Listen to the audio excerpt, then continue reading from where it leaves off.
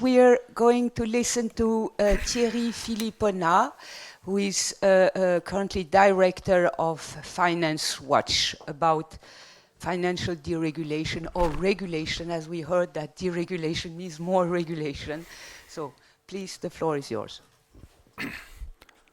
Thank you very much. Is this working? Yes. Very pleased and honored to be with you this morning as a non-academic. So I hope you'll forgive my non-academic way of presenting. I'm really going to be presenting an experience, as Finance Watch is an NGO based in Brussels, working on financial regulation. But I'll say a few more words about Finance Watch maybe a bit later to share experience, because deregulation or regulation of the financial industry is really our topic. That's what we're created for, and that's what we do every day. Maybe I want to start by saying that I have a lot of sympathy for Adam Smith. Why do I have a lot of sympathy for Adam Smith? Because Adam Smith, in his two most famous books, The Theory of Moral Sentiments and The Wealth of Nations, mentions the invisible hands 2 times, 1 time in each book. So all in all, it's probably 2 or 3 paragraphs out of hundreds of pages.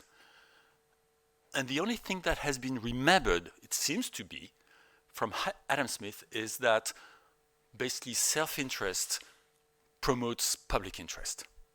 If you're working for your own interest, by working for your own interest, you're promoting public interest.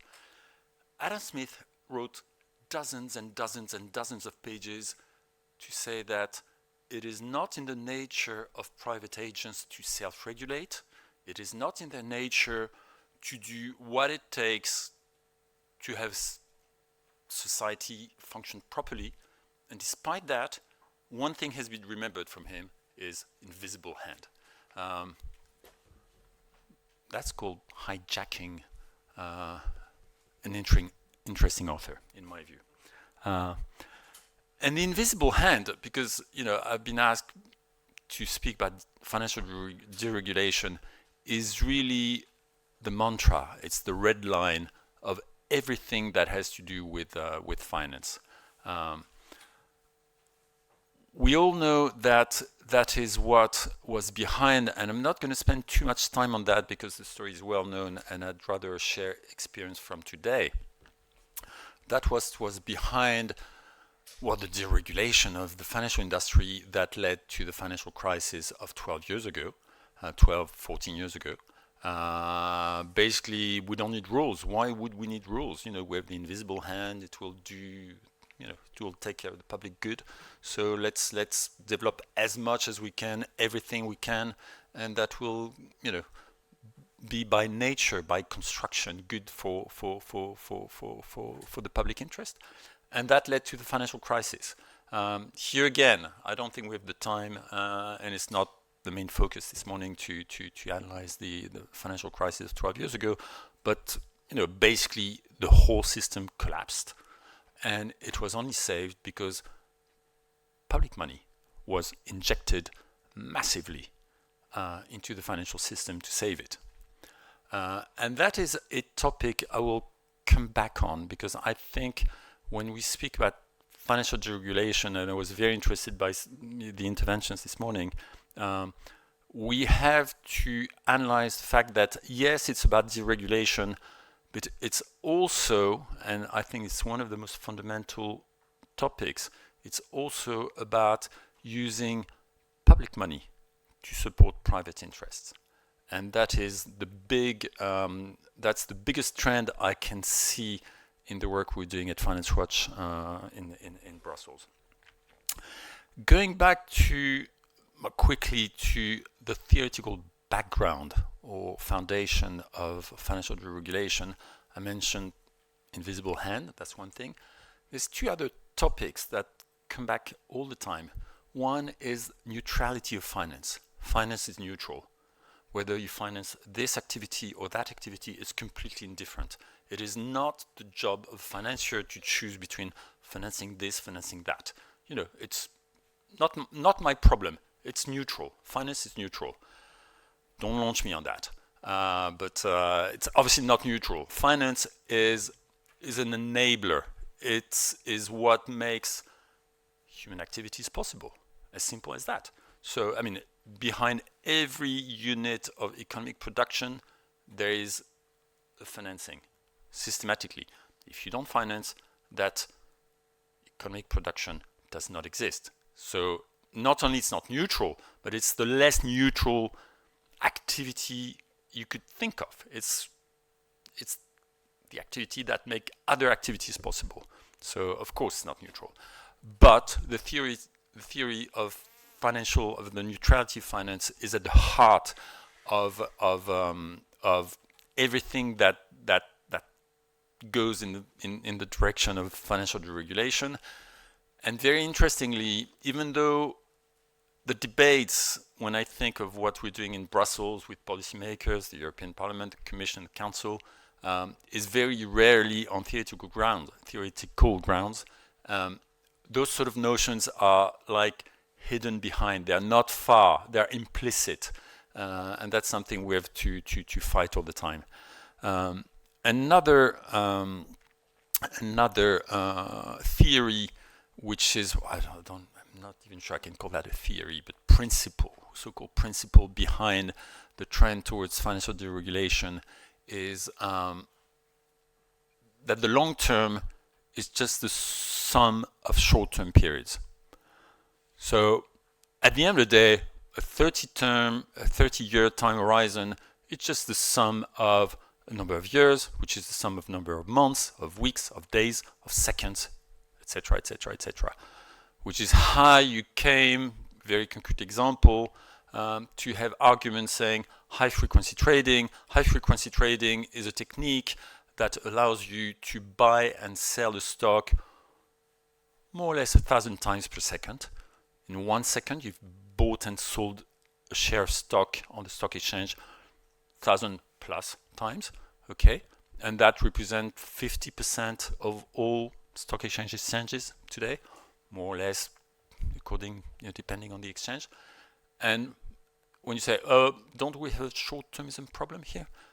No, because the long term is just the sum of short-term periods, which technically is indisputable. But see, so invisible hand, neutrality of finance, short-term and long-term. What's the difference? You have all the background for financial deregulation. The experience we have at Finance Watch is that this whole thing, I mean, the narrative around regulation versus deregulation is something cyclical. It is very much cyclical. It was very much in the, going in favor of deregulation until the crisis of 2007-9 struck. And then all the politicians said, hey, never again, so we're going to regulate.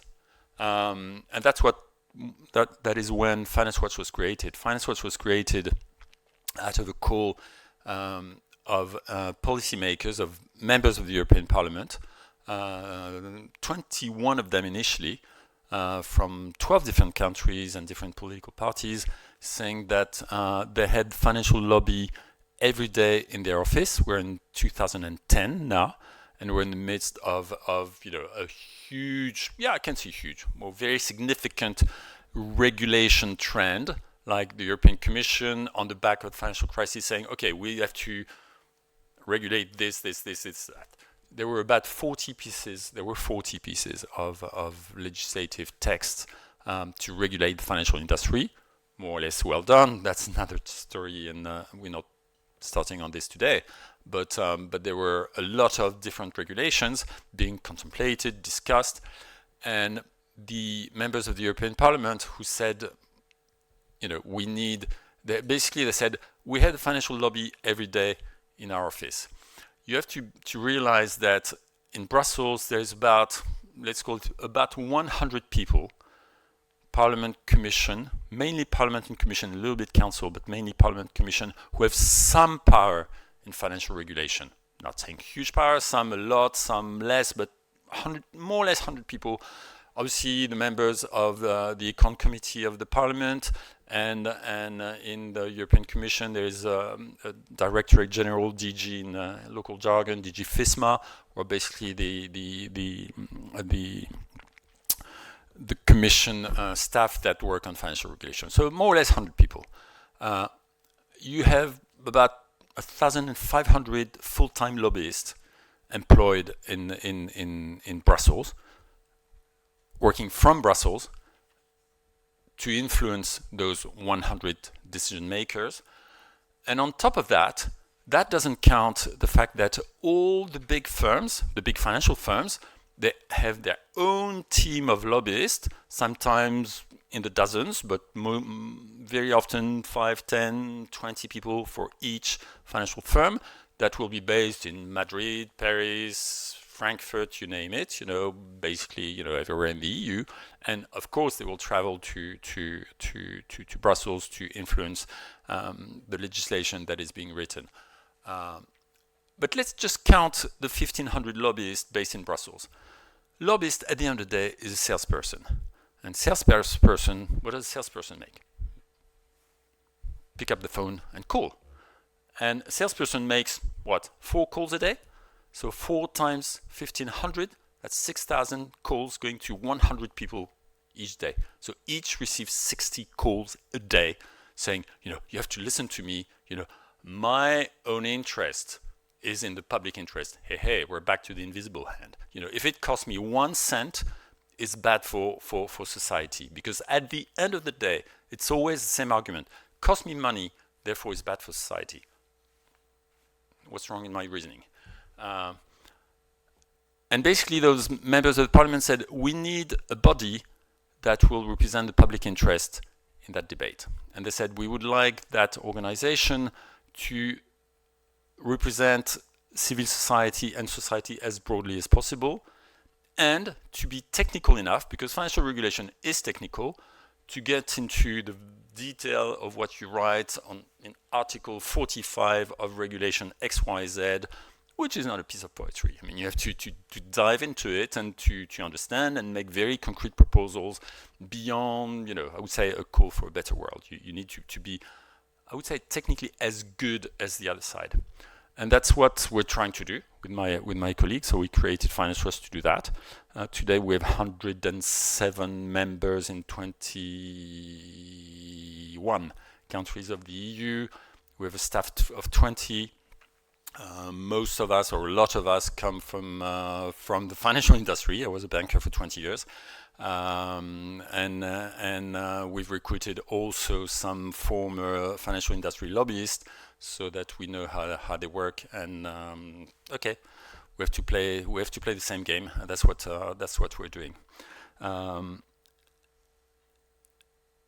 That was for the story of Finance Watch, a very, very short version. But what's been really interesting is to see the cyclicality of that of the debate we're involved in. 2010, 2013, it was all regulation. Then it started to fade out. Today, it's going exactly in the other direction. It's going exactly in the other direction, and we're back to deregulation is going to save the world. I mean, obviously, we don't need regulation. Why is that? Because people have short memories, because the lobbyists are so close to the policymakers, and also because we live in democracies, and voters don't really follow the subjects. And if they don't follow the subjects, which can be quite technical, the politicians who listen very closely to the interest of the financial industry know that they will not be sanctioned. There won't be any sanction. So at the end of the day, what is going to count is the sanction for the people who make the decisions. And if they know the voters are not going to sanction them, then they listen to the economic power, and sorry for the platitude, but obviously economic and political power has always been and is always very close for all the reasons we know, and that's the way it works.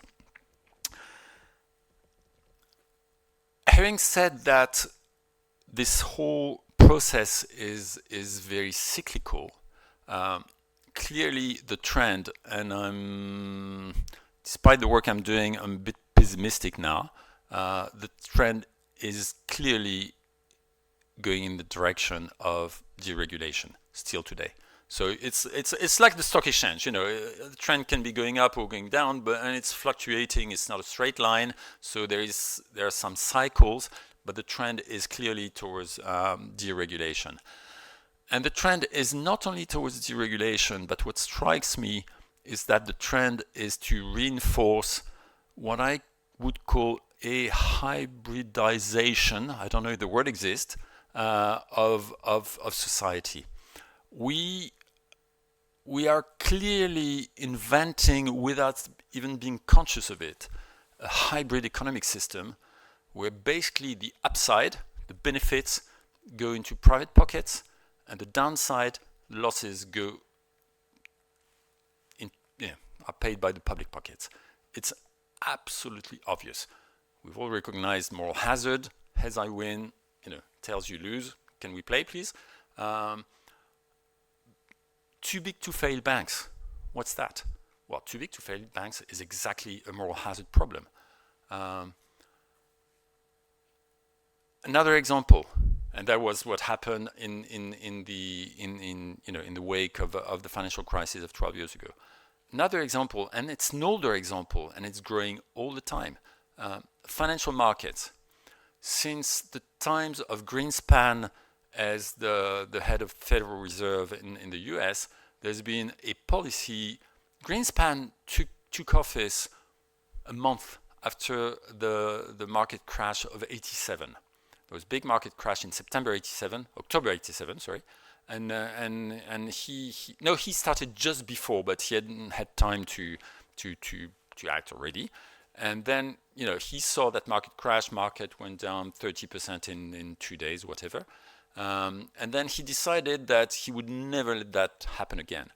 And then he had a policy, he was there for so many years. He had a policy of systematically injecting liquidity and lowering interest rate each time the market would go down. So supporting the market effectively. So benefiting private interest with public money, because central bank money is public money. That was dubbed by many the Greenspan put.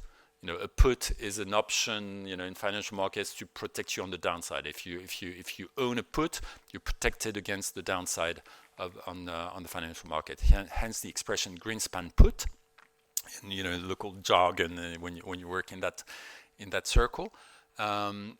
And interestingly, the Greenspan put has become every single central bank government put since then. Fast forward, we're in March 2020, COVID crisis, lockdown, financial markets collapse. We're in March 2020. It was very interesting because the very first reaction of the president of the European Central Bank, Christine Lagarde, was say, "Not my problem. I'm not here to support the market." All the business world went onto her saying, "How can you say that? It's your work, it's your job to make sure that financial markets don't collapse." A week later, she changed her mind. I can understand why. I'm not making a judgment. I can understand why. She changed her mind, and the ECB injected trillions, I said trillions, thousands of billions of euros into financial markets. At the very same time, the US Fed injected trillions into the US market. Bank of England, Bank of Japan, Bank of Switzerland, Swiss National Bank, they all did the same thing. And guess what? If you support the patient, you put it on artificial feed, well, it goes back up. That's what happened. And that was really interesting because it was the most massive protection of private interest with public money ever.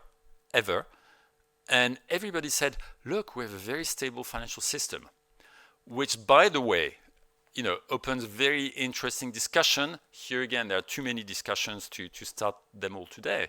For, is what we've done, we collectively as a system, and I would tend to include myself in that circle because it's my job. Is what we've done sufficient in terms of financial regulation to make for a stable financial system since the financial crisis? Well, my short answer to this question is obviously not, because if we had, we wouldn't need a massive support of central banks to support the financial system each time there's a crisis. It would stand on its own. So what I'm saying here is that, and by the way, many economists in this room, there's plenty of room to write, I would say, a new economic theory. This is something I think not theorized. Something that benefits private interest on the upside and goes in, is paid by the public on the downside, or perhaps it is, and let's open the discussion if I'm missing something. I can see reaction. I'd love to learn. You know what? I have no interest in being right. So if I'm saying something which is not true, tell me, look, read this author, and I will read it immediately. But clearly that's the system we're in today. So I wanted to mention that point.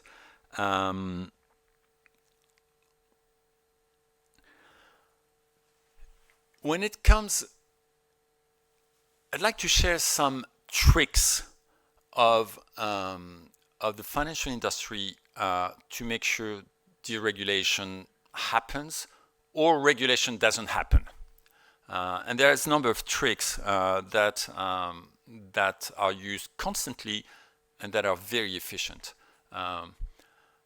First of all, it would be very naive from all of us in our roles, you as academics, certainly we as NGOs working on the ground, to think that because what you're saying is right or has a logic, is going to be the winning argument.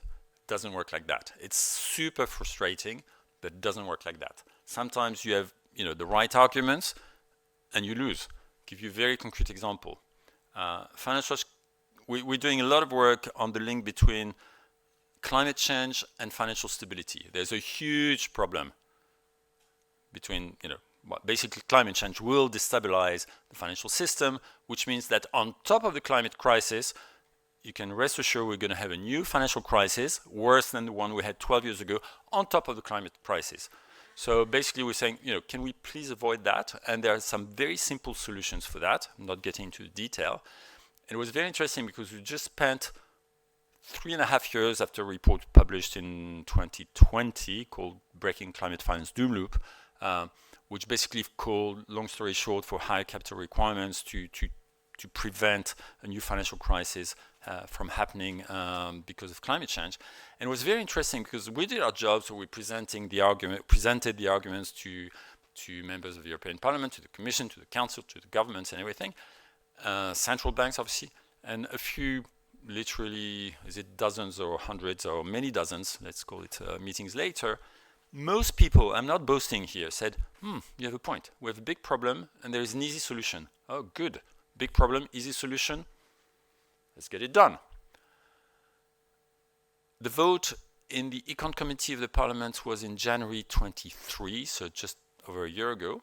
10 days before the vote, we had 4 out of 7 political groups backing the proposal. The day of the vote, they had all disappeared.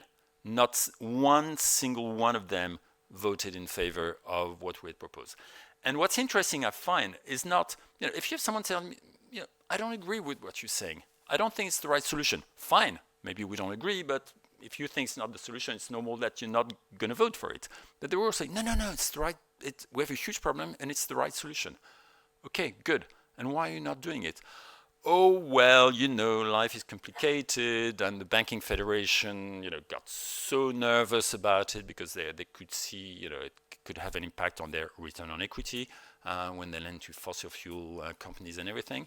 And they won. They won, and all the political groups followed followed basically the business argument, saying, this is not, and stupid arguments won, like, we have a war between Ukraine and Russia, so this is not the time to do that. Excuse me, what's the relationship? What are we talking about? And you think, this is such, excuse me, of course, that's another huge problem. Nobody's disputing it, certainly not me. But it's not the same subject, excuse me. But it's a winning argument despite the fact that it makes no sense. And that's the reality of the debate. So that's one thing. So going back to the tricks of the financial industry to plead in favor of deregulation or to prevent regulation from happening, one of the tricks is make it degenerate, make it more complicated, make it very complicated, and then say, look, this is too complicated. We cannot do that. It was typical in the US, 12 years ago, there was something called the Volcker Rule, which basically aimed to separate prop trading, speculation, from commercial banking. Commercial bank could not speculate on the financial markets. The initial rule was 4-5 pages long. It doesn't take that many pages to write the rule. The rule, when it was adopted, was several hundred pages long because there were years of discussions, carves out, exemptions, yes, but you haven't considered this and that, several hundred pages, obviously very, very complicated. And all the financial lobbies who had made it more complicated then said, look, this is way too complicated. There's no way we can apply that. And effectively, it's not being applied. So it's make sure it degenerates and then explain that it's too complicated, it cannot be implemented. It's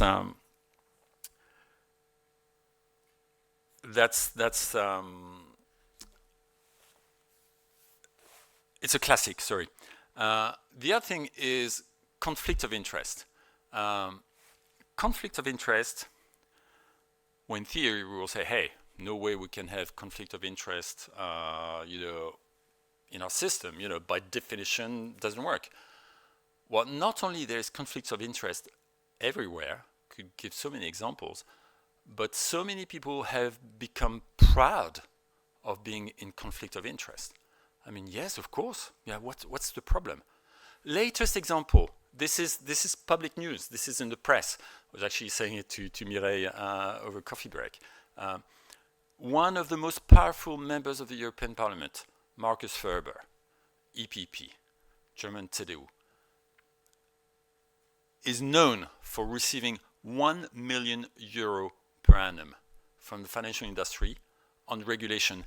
He is at the center of writing, and which he writes, surprise, surprise, in favor of the people he gets paid from, he receives money from.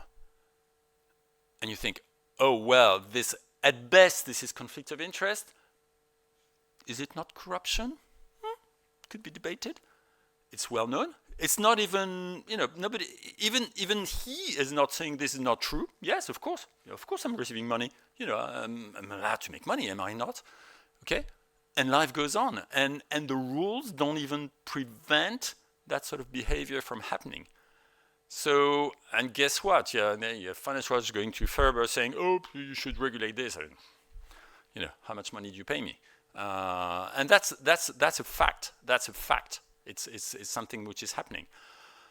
Another example, in our country, in France, a year and a half ago, Emmanuel Macron appointed the former head of the French Banking Federation as the head of the financial supervisor, Autorité des marchés financiers. The former head of the supervised is now head of the supervisor. I'm not even getting into the debate of, is it wrong to be lobbying for the financial industry? It exists. So, what I'm saying is we all have a role in this society, and a society that functions properly should have separate roles. And at the time I was a member of the board of the AMF, I resigned because of that.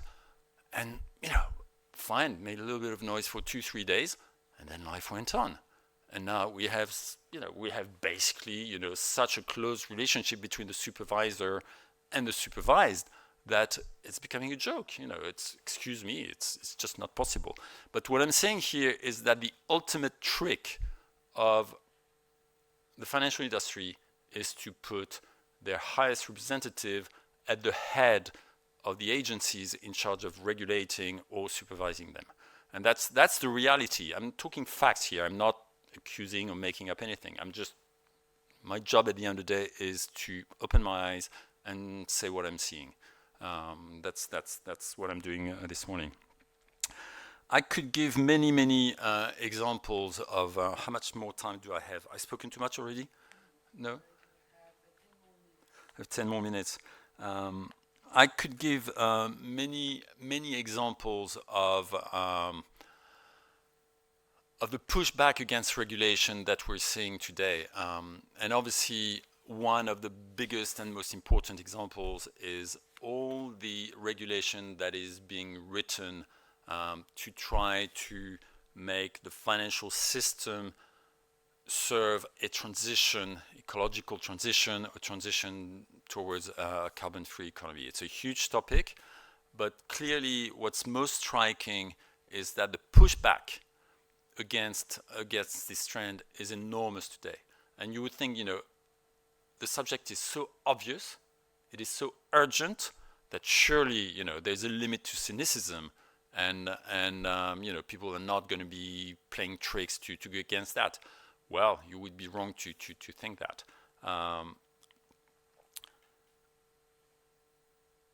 It is systematic. It is systematic. And all the arguments, I was no later than yesterday afternoon in a debate in Brussels, and I had that business lobbyist I was debating with, and he came up with that example of his good friend Olaf, a baker who gets up at 2 in the morning. He makes delicious bread, so we're all saying, we all love delicious bread, great. He works 18 hours a day, and at the end of the day, he has to fill a questionnaire of 250 questions that the horrible bureaucrats in Brussels have sent him, and he has to do that on top of making good bread 18 hours a day just for because he loves us so much. Invisible hand. I think Adam Smith took the example of baker.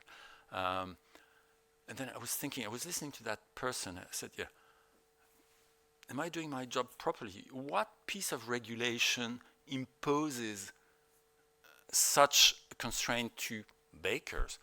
And the answer is none. He made it up. I said, what are we talking about here? Can you be more specific? Why is your friend Olaf, whatever is, he made up the name, why is he doing that?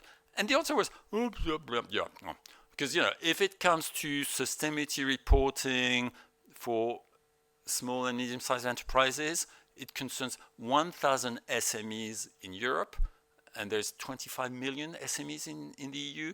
So 1,000 out of 25 million, 0.004% if I can count properly. So it's not significant. And those 1,000 are the ones listed on the stock exchange. So if you're listed on the stock exchange, even if you're an SME, you're able to understand what reporting is about and everything. I'll give you another example on sustainability reporting, which is a topic I do a lot of work on. There is a constant accusation of you bureaucrats don't understand that reporting will not save the world. Well, yes, we know. Thank you very much. When it comes to accounting, has anyone ever said that accounting standards made all companies profitable? No. You're not free to define what a profit is. If you say I'm making profit, there's a very strict definition in accounting standard. A profit is this. You don't make up your own definition of profit. Sustainability reporting is just that. If you say you're sustainable, we're trying to bring some rigor so that we have a common language, we're talking about the same thing, and we can compare apples with apples. And the constant attack is that, this is stupid because reporting doesn't make a policy. Yes, we know. Thank you very much. But this is, we have plenty of bricks to put together to make this work, or start to go in the right direction. To be more modest, but it's striking that this oversimplification beyond the fact that the argument is weak, works. It really works. This very argument was put forward in a hearing. You could find it on the web if you're interested. There was a hearing in the Senate, French Senate, and in December. I was invited to speak there, and we had Emmanuel Faber, former CEO of Danone, who explained exactly that. You bureaucrats in the EU, you don't understand that. And basically, I used the argument I just used, so I'm not repeating it. But it's interesting. It's Faber. He's rock star of progressive CEOs. Going to the French senators and making such a weak argument. And you know what? It took someone to explain. This doesn't make any sense. Otherwise, the argument wins. So what I'm saying here is that the arguments, weak arguments are winning because the debates are a bit technical, and most decision makers don't go into the technicalities of the subjects.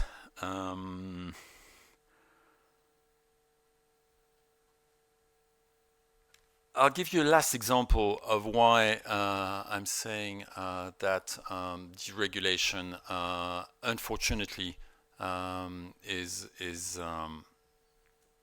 still on the table. Going back to financial crisis, so I'm leaving sustainability issues now. Going back to financial stability issues. Financial crisis of 2007, 2009. There's a regulation, there's a Basel Agreement, which is a worldwide agreement to make banks more resilient, basically increase capital requirements and liquidity ratios, making much longer story short. Then it is implemented in EU regulation through something called Capital Requirement Regulation and Directive, FINE, which is basically the European legal version of the Basel Agreement. That's 2007, 2009. That's the reaction to the crisis we had then. It is still not implemented fully. And the last agreement that was made in the European Parliament by the EU co-legislators, that's the Council and Parliament a few months ago, is that this regulation will be finalized in 2033. That is 25 years after the crisis. A quarter of a century to put in place the rules that are supposed to tackle the crisis we had effectively when this will be finalized 25 years ago. If you say that to the ordinary citizen, who was told at the time by all the leaders of the world, never again, we're going to implement all the rules necessary so that we never see that again, they wouldn't believe it. And why is that? Because the narrative has come back that, oh, by the way, if you regulate banks and if you make them more stable, it will be bad for the economy, it will create unemployment, the stability of the graveyard. This one, I hear it all the time, saying, the stable financial system is the basis of everything. If you don't have stable financial system, remember Greece. When Greece had all the banks going bankrupt, the economy stopped. Because we need finance, we need banks to function as a society. So stability is a prerequisite. And now, the argument has been made up of stability of the graveyard. Of course you don't want to be in the graveyard, do you? And once you have those sort of arguments, you're not talking in any rational manner. You're talking, it's really something different. I think I'll stop here and open for questions. But I would say that the biggest trend is that, to summarize, is that moral hazard is being reinforced all the time. That we haven't gotten rid of it, and that policymakers have a very short memory, or if they don't, they pretend they do because it's their interest. And that unfortunately the trend is going always in the same direction. Doesn't mean that we have nothing to do. I think the work you're doing as academics is absolutely fundamental, because when you see the way that financial deregulation happened, it was before anything else an intellectual momentum. an intellectual trend. Mount Pelerin society, and conviction by academics, high-level academics, influential people, intellectuals, that deregulation was the solution to everything, and that conquered the world and came to decision makers. Decision makers, I'm going to defend them. They have a difficult job. They have so many issues to tackle. It's not easy. So even if you want to be very positive, look, they have such a difficult job. So they just read the summary of the summary of the summary on every topic they have to deal with. So if the intellectual basis to feed their thinking is not there, we have no chance of going in a certain direction. That, and perhaps I'll finish on that after having said 3 minutes ago I had finished. That's something I'm discussing a lot with a number of institutions who've been trying to assess institutions. I'm talking central banks, European central banks, and a network for greening the financial system, which is a network of central banks everywhere in the world for, working on financial stability and climate change. And those people, and also Financial Stability Board, which advises the G20, those people have been making assessments of the impact of climate change on the economy. And you read their rhetoric, you read the narrative, and it's really feels like NGO narrative. Yeah, it's a big problem, we have a big problem, Good start. Then you go into the numbers, and the numbers they give are just ridiculous. They're so benign. It's just like, why should I move on such a small number? I mean, it's like, FSB, Financial Stability Board, explained to us that when we have, or if we have, as you wish, I hate to say it's going to be a when we have, given the way we're going, a plus 4 degree global warming, the stock exchange will go down between 3 and 10%. What? What are you talking about? All climate scientists are telling us beyond 3 degrees is beyond catastrophic. Plus 4 degrees, excuse me, but serious people know human societies as we know them have stopped functioning. And you tell me the stock exchange is going down 3, 5, 7%, which is basically a bad week in the life of the stock exchange. A 5-year-old can see it's a joke. You don't need any sophisticated model, and I'm stopping here, to know that. And just to finish in exactly 10 seconds, what I've told, the discussion we have with the people doing those assessments is that they feed the inaction bias of policymakers by doing that. They feed the inaction bias because you're a policymaker, as I said, you have a difficult job, cost of action, cost of inaction.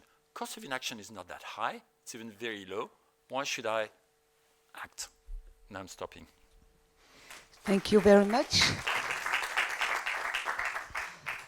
So we are ready to take a question from the audience. We have, yes, please. Thank you. So I was really interested by your last point on cost of action and inaction, really in perspective with what you said earlier about policymakers being overloaded, having limited attention and skills. And so my question is driven mostly by my own research. And so I was wondering, according to you, how would we get policymakers to move, taking into account their own preference with regard to their political agenda and career concerns, when we know that they are time limited, but they also are less constrained by accountability with regard to the civil society and more to business. So how do we change the political principles, preferences with that in mind? I think, and it's a huge challenge, the only solution, this is democracy, is to have voters sanctioning them when they're not doing the job. Unfortunately, 90% of the topics are pretty technical, and therefore, getting into the public debate on technical subjects is super difficult. That's something we've discussed many times with my colleagues at Finance Watch. But obviously, we're only 20 staff, so we're a relatively small organization. and we don't have the means of, convincing millions and millions of citizens of vote for this person, not for that person, because he or she has done the job or not done the job. But at the end of the day, that's the only thing they work for. So you would, in theory, need a massive pressure from voters on elected officials saying, look, this is not possible. We need to do that, or please don't do that. Okay, thank you. Do we have more questions from the audience? No, I think about the democracy, there is another area that we are not tackling in this conference, is the concentration in the media, in the sphere of media, because the voters are not being informed correctly about all these things. So this is one part which is, it's a whole system that works together. Yeah, absolutely. Absolutely. So that makes the democratic pressure less efficient, I would say. So yes? Last question. Yes, I'm not in the economics. I'm material scientist, so probably I have another way to listen to your talk. But I really love the fact that you try to talk about human, right? The human beings, human behavior, human way of thinking. And I wonder if you started with this aspect of the private interest and public interest, and actually it's maybe talk about moral, and what is missing in all this, what you explain us, is that to take into account the limits of the moral strength of one human and the global structure of humans. Am I correct, or would you like to comment on that? Yes, I can comment on that. One thing is, and this is personal, and this is mixture of conviction and tactics, to be honest.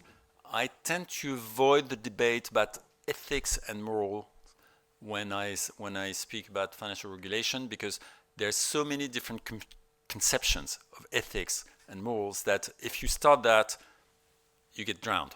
I think intellectually it's extremely interesting, but as my job is to try to move the lines step by step in policy making, in my experience it doesn't work. Let me give you an example. Speculation. Is it moral or immoral? You have arguments, list of arguments this long to say, yes, it's moral because, you're rewarding the good and punishing the bad. So therefore, it's very moral. It's God's hand. I've heard it. The former CEO of Goldman Sachs once said, when I speculate, I'm doing God's job. Just that.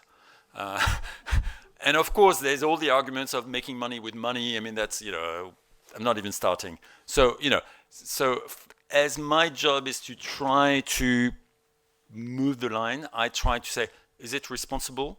Does it contribute to financing society, in a responsible way, in a sustainable way? And by the way, there's no position between, if the world is not sustainable, I guarantee you're not going to be making money and be profitable. And I know it's less ambitious, I would say, philosophically, but on the ground, maybe it takes you a bit further. I don't know if I'm responding to your question properly, but that's. But yeah.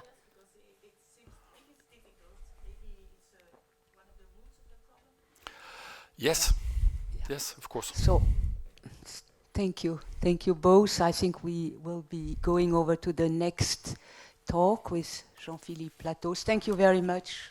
Thank you.